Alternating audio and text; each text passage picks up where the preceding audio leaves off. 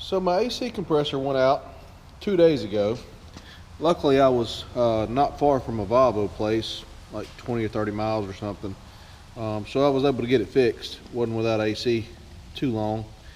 But the clutch here is rubber right there, and the rubber come out of it. That's what happened to it, and so the compressor quit spinning.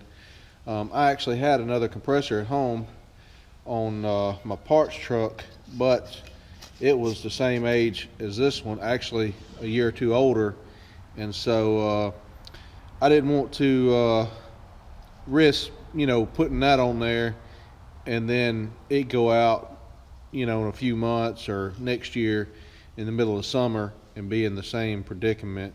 So anyway, got a new one put on, got that back rolling, and yeah, so now I have a air leak on the truck. I kept this just to put in the scrap pile, I guess. Anyway, I got an air leak on the truck now, and it's the main line that goes to the compressor. And I believe I have one of them. I had a couple made. I had that happen on my old truck as well, and whenever that happened, I had two of them made. So I was able to make it home. I wasn't far from the house when this started leaking, and so anyway, I made it here, and I'm gonna start this thing up. I don't know if you'll probably be able to hear it, and we're gonna get it in there and see if we can get this thing changed out.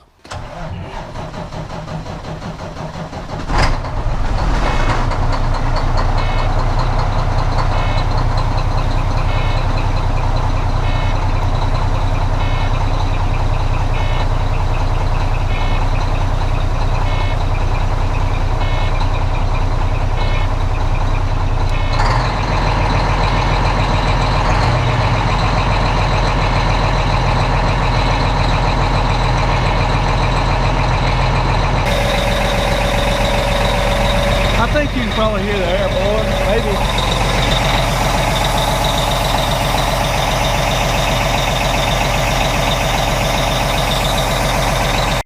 So when this happened on my last truck, I replaced the line all the way to the compressor right there.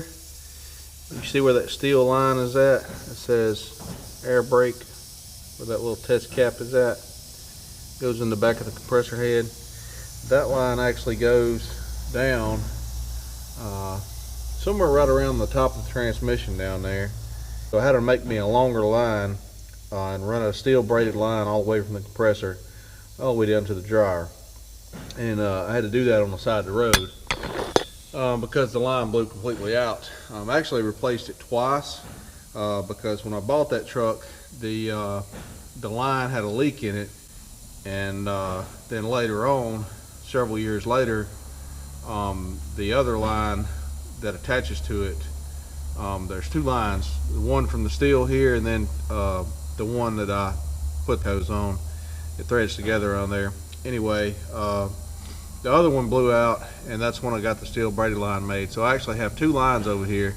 I have one that's a new steel braided line that I had made as a spare for my other truck, and then I have the old piece of hose that I took off that I was using at one point on the other truck.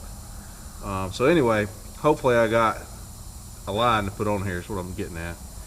And it is a bear to get up under here and try to get this thing on there. So I don't know how much of this I'll be able to film, but I'm gonna try.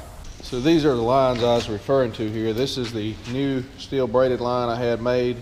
It's got a Teflon inner liner and steel braided. It's long enough to go from the compressor all the way to the dryer. There's a winch bar that I broke the other day. That was an exciting trip to the ground. Save that for show and tell. The end of it broke off. I've got to find me another winch bar like that. I think that one may have come from the Freightliner place. I bought two of them when I bought as well. And anyway, I like those. They're 40 inches long. They have the ribs on them so they bite in the winches, and they got that big nub on the end, keeps it from slipping out. And I hadn't found another one yet with all those features. Found some that are slick here with the nubbed end that's 40 inches. Found some that's got the rib with no nub on the end that's that long. Then I found a 35 or 36 inch bar that does have an end like this on it. So I bought it the other day, but it's too short. I really don't like it, but good thing I had a spare extra one, so I'll use that one so something happens to it. I always like to keep a spare. That way if something like that happens, you lose one or whatever, you can still get your straps tight. So this right here is the line I'm referring to. The thread's in the dryer right there. It's zip tied down through there. Goes across the top of the transmission, and way up yonder you actually have to block the back of the cab up back there where your airbags are to keep the cab from leaking down. Because you kind of got to get up on top of the drive shaft, on top of this cross member, let cross the transmission up there to kind of reach up there to get to that thing. And so this is kind of a fun project. It'd be much easier with the transmission out. Anywho, I got to get back out and get another wrench because I tried to turn this nut right here and that whole fitting's turning. So I'll be right back. Well, I got it broke loose. That thing's corroded up. Here it's squeaking there. I was wondering if I was going to be able to get the thing broke loose or not. This is the easy end.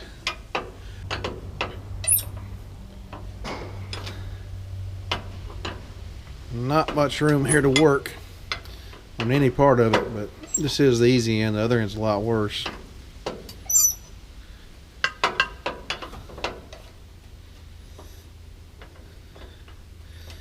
Kind of long-winded there. Anyway, I'll get this off of here and I'll be right back. Alright guys, so this is on top of the transmission up in here. This is where the line joins. I'm talking about it. Steel braided on the other side of that crescent wrench. And then it goes to all steel. But this flexible line right here on the back side of the crescent wrench is one that's leaking. And I've got an air hammer hooked up. I'm going to try to break this loose because I can't break it loose with a wrench. I can't get no good leverage on it to break it loose. So I'm in a heck of a bind here, laying up on top of this transmission. So I'm going to try to break this thing loose with this air hammer. See how this goes.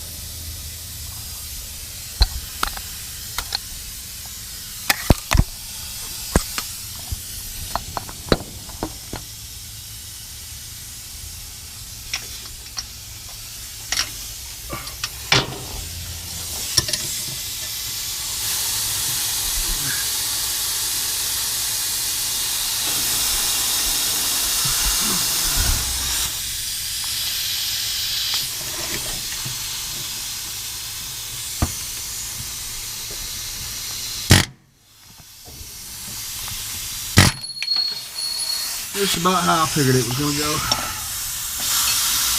Oh boy. Well, I got it broke loose with the air hammer there. That thing leaks air too. I don't know if you guys can see or not. I can't really see.